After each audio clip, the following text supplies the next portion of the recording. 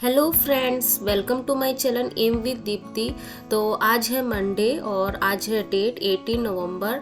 तो आज जो मेरे 75 डेज़ का 29 नंबर का डे है। तो मैं बाहर भी आप लोगों को दिखा रही थी जो व्यू है। तो उसके बाद जो है मेरी मॉर्निंग पूजा करने के बाद जो है मैं अपना स्टडी जो है स्टार्ट कर दिया था। तो अर्ली मॉर्निंग जो मैंने थोड़ा बहुत पढ़ा हुआ था उसी को ही मैं कंटिन्यू कर रही हूँ। तो अर्ली मॉर्निंग जो आज मैंने अपना पेपर 2 किया हुआ था तो उससे रिलेटेड जो क्वेश्चन थे वो मैं कर रही थी। तो काफ़ी लोग जो है इस चैनल के साथ जुड़ते हुए जा रहे हैं। तो काफ़ी लोगों को कन्फ्यूजन होता है कि मैं किस चीज़ की प्रिपरेशन कर रही हूँ। तो मैं बता देती हूँ कि स्टार्टिंग में जो है DT+B की मैंने स्टार्ट किया हुआ था, DT+B TGT स्पेशली, और मेरा सब्जेक्ट मैथ है। लेकिन फिर बाद में धीरे धीरे देखा KVS की भी वैकेंसी की जो है हमें नोटिफिकेशन की बातें सामने आई और ये रियल भी है। हमें जो है नेक्स्ट ईयर तक जो है मे बी दिसंबर तक हमें नोटिफिकेशन आ जाएगा। और KVS हमें पता ही है कि हमें वो लेट नहीं करवाता है। जैसे उसका लास्ट टू लास्ट उसका पैटर्न था कि 3 मंथ के अंदर उसने एग्ज़ाम क्लियर करवा दिया था। तो सेम इस बार भी ऐसे ही होने के चांसेस हैं। तो मैं KVS में TGT PGT दोनों ही फॉर्म फिल करूंगी। और PRT के लिए तो हम जो B.Ed जिन्होंने भी किया हुआ है वो शायद एप्लीकेबल नहीं है, क्योंकि लास्ट ईयर ऐसे ही हुआ था। एंड टाइम पे उन्होंने एग्ज़ाम भी कंडक्ट करवा लिया था, लेकिन बाद में जो है उन्होंने बोला कि नहीं, जो B.Ed जिन्होंने किया वो PRT के लिए एलिजिबल नहीं है। तो हम अभी से उसको काउंट नहीं करते हैं। बाद में जब न्यू नोटिफिकेशन आएगी तब हम देखेंगे। लेकिन पैटर्न वही रहता है। हमें जो करना है प्रिपरेशन, अगर स्पेशली आप अपने सब्जेक्ट वाइज टीचर बनना चाहते हो तो आपके अपने सब्जेक्ट में कमांड होनी चाहिए। तो मैं ये बोलूँगी आपका जो भी सब्जेक्ट है उस पर अपनी कमांड होनी चाहिए। क्योंकि ऑब्वियसली अगर आप KVS की प्रिपरेशन करना चाहते हो, KVS में टीचर बनना चाहते हो, तो उसमें इंटरव्यू होता है। और इंटरव्यू में आपके जो सब्जेक्ट होंगे उसी से रिलेटेड क्वेश्चन पूछेंगे। तो आपकी अपनी सब्जेक्ट में कमांड होनी चाहिए। पहली बात तो ये होगी। दूसरा जो है KVS और DT+B दोनों की प्रिपरेशन अगर हम करना चाहते हैं, जैसे मैं भी कर रही हूँ, तो माइंड में ये रखना पड़ेगा कि दोनों को आपको समझना पड़ेगा कि जो सिलेबस है पूरा जो आप बोल सकते हो सिमिलर ही होता है। बस नंबर ऑफ क्वेश्चन है वो थोड़े डिफरेंट होते हैं। जैसे जो है हमारे DT+B में हिंदी के 20 क्वेश्चन, इंग्लिश के 20 क्वेश्चन, ऐसे 20-20 का पैटर्न बनता है। लेकिन KVS में 10-10 का पैटर्न बनता है। और जो मैक्सिमम जो क्वेश्चन है वो आपके पेडोलॉजी से आते हैं। तो इस तरह का पैटर्न रहता है। लेकिन सिलेबस तो उतना ही रहता है, ठीक है, सिलेबस वही रहेगा। तो हमें क्या करना है, हमें जो है दोनों को लेके चलना है। अगर आप चाहते हो कि दोनों में आप एलिजिबल होना चाहते हो तो आपको वही सिलेबस ही फॉलो करना है पेपर 1 के लिए। और पेपर 2 के लिए आप अपने सब्जेक्ट पे कमांड बनाओ। और सब्जेक्ट में भी अगर आप TGT का स्पेशली देना चाहते हो तो 11-12 का आपका जो पोर्शन है वो अच्छा होना चाहिए। क्योंकि KVS में जो है 11-12 का पोर्शन ही पूछा जाता है। अब जो है काफ़ी लोगों का ये कमेंट आ रहा है, क्योंकि KVS की नोटिफिकेशन के बाद ना काफ़ी लोगों का ये कन्फ्यूजन है। स्पेशली जो वुमेन्स है वो ये बोल रहे हैं, उनको ये कन्फ्यूजन है कि एज लिमिट क्या होनी चाहिए। एक्चुअली मैंने पहले भी बता दिया था, फिर भी मैं दोबारा बता देती हूँ कि जो भी जैसे PRT है उसके लिए जो एज लिमिट है वो 30 है, TGT के लिए 35 और PGT के लिए 40 है। ये सारे जो मेल है फीमेल है सबके लिए सेम है। लेकिन वुमेन के लिए क्या है, 10+ जो है मतलब 10 ईयर्स का जो है एज रिलैक्सेशन है। उसके बाद अगर आप किसी स्पेशल कैटेगरी से हो, OBC हो, ST SC हो, तो उसके लिए अलग है। तो मैं 10 ईयर्स ही बता रही हूँ आपको। तो अगर हम TGT के लिए अगर आप देना चाहते हो तो 35 + 10 यानी 45+ तक आप जो है एलिजिबल हो TGT KVS का एग्ज़ाम देने के लिए। तो इसीलिए मैंने बोला था, क्योंकि मैं खुद दूंगी तो उसी हिसाब से मैंने आपको बताया था। क्योंकि लास्ट टू लास्ट ईयर मैंने एग्ज़ाम दिया था तो मुझे इसका थोड़ा बहुत पता है। बाकी मतलब 99% श्योर है कि यही पैटर्न रहने वाला है। लेकिन न्यू जब नोटिफिकेशन आएगा तो और कंफर्म हो जाएगा। लेकिन मुझे लगता है कि इसमें चेंजेस होने की चांस नहीं है। तो हमें यही सोच के चलना है और इसी को ही फॉलो करना है। तो आई थिंक मैंने क्लियर कर दिया होगा। और आप जो है अपनी तैयारी में लग जाओ, क्योंकि KVS हमें टाइम नहीं देता है, ठीक है। और DT+B और लेट नहीं कर सकता। फरवरी के बाद वो एक के बाद एक है वो एग्ज़ाम उसके जो है, क्योंकि वो फ्री हो जाएगा। उसके बाद SSC की जो भी है मैक्सिमम एग्ज़ाम हो चुके होंगे। तो क्योंकि मैंने आपको बताया था कि CGL और GD का एग्ज़ाम जो है जनवरी फरवरी तक क्लियर हो जाएगा, तो उसके बाद हमारे पास जो है एग्ज़ाम के जो DTPSB है वो एग्ज़ाम कंडक्ट करवा सकता है। तो हमें ना अब उस चीज़ पे ज़्यादा ध्यान नहीं देना है। हाँ ठीक है, ज़रूरी होता है, नोटिफिकेशन, एज लिमिट, ये सारे इंपॉर्टेंट होते हैं, क्योंकि फॉर्म फिल करेंगे तो वो भी आपको पता होना चाहिए। तो मैंने जो बातें हैं आपको क्लियर कर दिए, तो आप अपनी स्टडी है जो अब आप स्टार्ट कर सकते हो। क्योंकि काफ़ी क्वेश्चन आ रहे थे तो मुझे लगा कि मुझे इसको क्लियर कर देना चाहिए। तो आई थिंक आप लोगों का डाउट है वो क्लियर हो चुका होगा। बाकी जो भी न्यू इन्फॉर्मेशन होगी तो वो तो मैं आप लोगों के साथ शेयर कर ही दूंगी।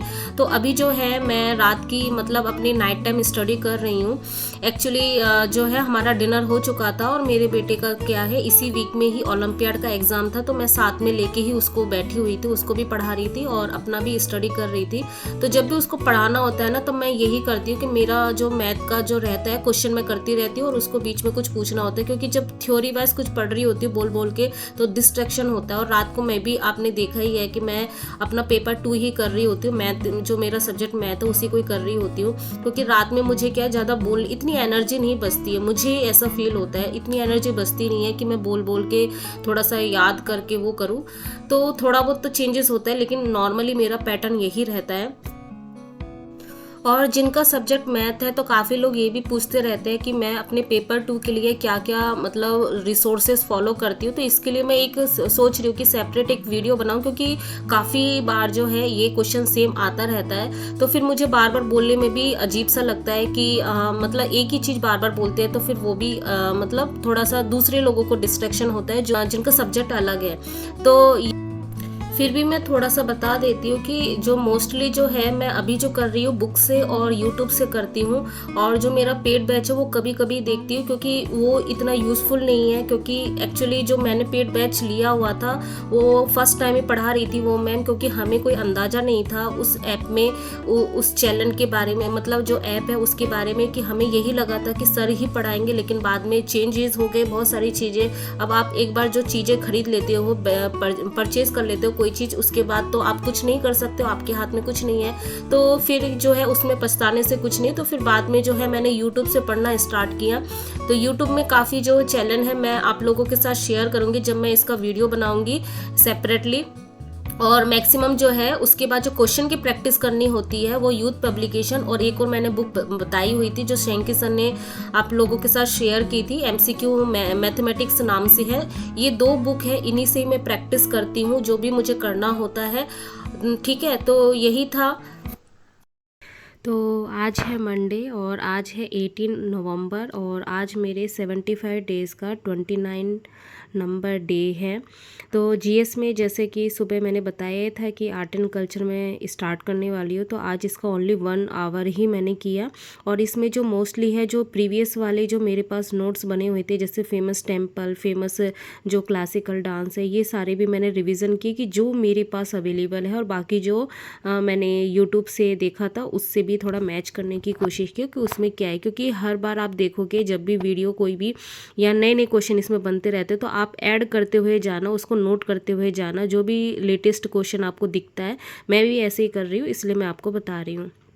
उसके बाद है जनरल मैथ में जो है आज एवरेज स्टार्ट किया, और एवरेज जो है मेरा ये 3 डेज़ में रखने वाली हूँ।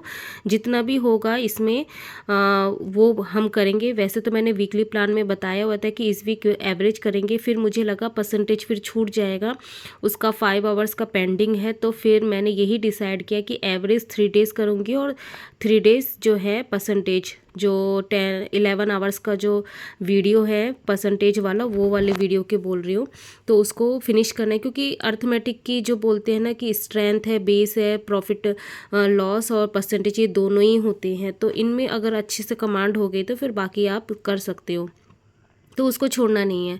तो इसलिए मैंने एवरेज 3 डेज़ डिसाइड किया है। तो आज मैंने एवरेज किया और हाफ एन आवर्स, जैसे कि मैंने डेली बोला हुआ है कि डेली मिक्स क्वेश्चन की प्रैक्टिस होगी, तो इसमें थोड़े थोड़े क्वेश्चन सबके हो जाएंगे, तो जो भी चैप्टर है उनका थोड़ा थोड़ा रिवीजन होता रहेगा। तो 1.5 घंटे मैंने यहाँ पे किया। फिर इंग्लिश में जो है प्रीपोजिशन का मैम का 3 आवर्स का वीडियो था, तो मैंने आज ही 1.5 घंटे का जो है वो फिनिश कर लिया था। तो इस तरीके से पेपर 1 में जो है मेरे 4 आवर्स की स्टडी हो चुकी थी। तो पेपर 2 में जो है मेरा सब्जेक्ट मैथ है, तो उसमें कैलकुलस मैंने स्टार्ट किया। तो कैलकुलस में जो है लिमिट जो है उसके मैंने क्वेश्चन किए। पहले तो मैंने उसी के क्वेश्चन किए और उसके बाद जो है यहाँ लिखा नहीं, इंटीग्रेशन की भी प्रैक्टिस मैंने की थी। और कैलकुलस में जो है कंटिन्यूटी डिफरेंशिएबिलिटी जो है वो किया था। और उसके अलावा जो है ग्रेजुएशन लेवल वो कल से मैं स्टार्ट करूँगी। आज मैंने थोड़ा सा जस्ट मैंने देखा हुआ था जो PYQ, उसमें क्या क्या क्वेश्चन बनते हैं, कैसे क्वेश्चन बनते हैं, तो मुझे उसी हिसाब से स्टडी भी करनी होती है। और मेरे पास जो पेड बैच है उससे भी थोड़ा बहुत देखना पड़ता है कि कहाँ पे क्या मैम ने करवाया है, तो ये थोड़ा बहुत देखा हुआ था। ठीक है। और प्रैक्टिस में तो जो प्रीवियस वाले चैप्टर हैं उनके मैंने प्रैक्टिस किए हुए थे। तो फिर आज जो है इतनी ही स्टडी हुई। तो इसमें जो है 4 आवर्स और इसमें 4 आवर्स, तो टोटल जो है 8 आवर्स की स्टडी आप बोल सकते हो, 7 to 8 बोल सकते हो, क्योंकि बिल्कुल एक्यूरेट तो होता नहीं है, 15-20 मिनट का ऊपर नीचे होता ही है। तो फिर मिलते हैं नेक्स्ट ब्लॉग में, तब तक के लिए बाय, गुड नाइट।